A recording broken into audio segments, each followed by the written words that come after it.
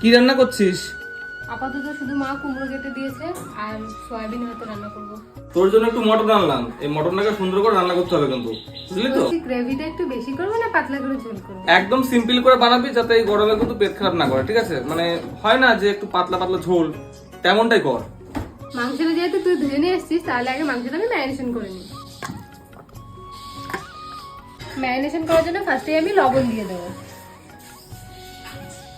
তারপরে দেবো কিছুটা পরিমাণে হলুদ, আর মশলা আমি আগেই পেস্ট করে রেখেছিলাম। এর মধ্যে আদা, রসুন, পেঁয়াজ, টমেটো, শুকনো লঙ্কা, কিছুটা পরিমাণ দারচিনি, এলাচ আগে গোলমরিচ। এখান থেকে কিছুটা পরিমাণ মশলা আমি ম্যারিনেশনে দিয়ে দেবো আর কিছুটা পরিমাণ কষানোর সময় দেবো। ভাই তুই কি মাংসতে আলু খাবি না খাবি না? পরিমাণ মতো আলু দে, মাংসতে একটু আলু না হলে হয় না, বুঝলি তো? বাঙালি মানুষ তো একটু লাগে আলু। আর দেবো ম্যারিনেশনে একটু সর্ষের তেল।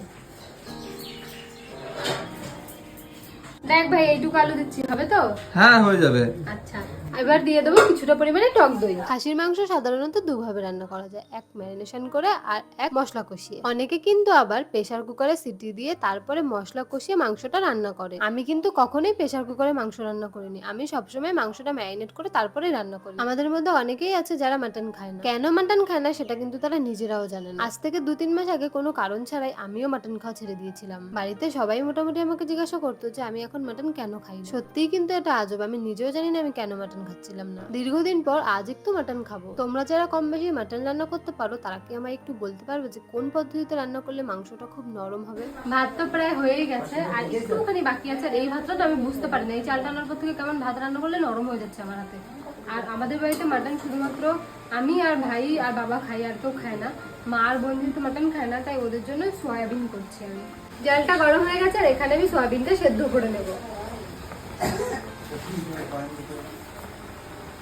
আমার দাদু যেহেতু এক তরকারি দিয়ে ভাত খেতে পারে না, তাই দাদুর জন্য আমি এখন কুমড়ো ভাজবো।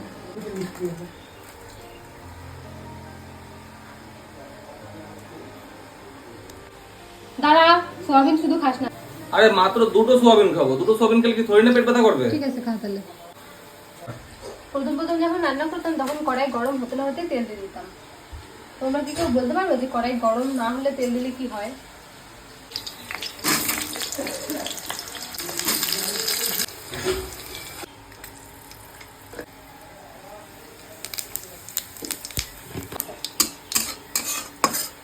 খাসির মাংসে পাতলা ঝোল করার জন্য আমি মনে করি যে গোটা পেঁয়াজ দেওয়াটা জরুরি।